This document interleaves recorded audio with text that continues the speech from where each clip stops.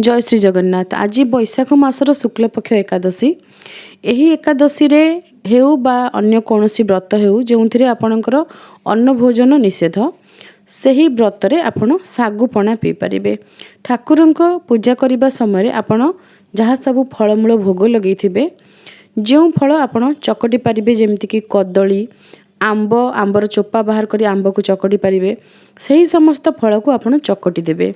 जो फलरू रस बाहर से रस को हाथ में चिपुड़ी तार रस बाहर करि पारिबे, जेमिति कि डालिंब एवं अंगूर। अष्टमी तिथि जदि नथिबो ताहले आपण नड़िया कोरा मध्य पकई पारिबे।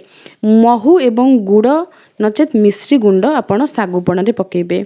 चीनी जहाँकि रिफाइंड सुगर आम देह पई भल नुहे, किछि चीनी अच्छी जो आमिष द्रव्य बा हाड़ गुंड मिसिबार मध्य कंप्लेन आसुची, तेणु चीनी परिवर्ते आपण एसबू जिनसर व्यवहार करें, गुड़, महू इत्यादि। क्षीर छेना, दही छेना, क्षीर फुटेकी ठंडा करके नेबे एवं दही बसा दही नहीं पारिबे।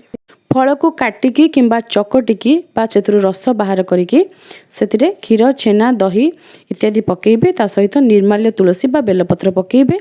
सही सागुपणा को आपण व्रतरे सेवन करि पारिबे। व्रतरे पैकेट सागु खाइबे नहीं। पैकेट सागुरे चाउल गुंड मिसिबार कंप्लेन रही, ता सहित ताको बतुरई देले स्पंज भलिया हाथ को लगे। देसी सागु आनिबे, गोटे गछर चेररू एही सागु प्रस्तुत करा जाय थाए, बतुरई देले हाथ रे मिलई जाए, तेणु देसी सागु ही खाइबे।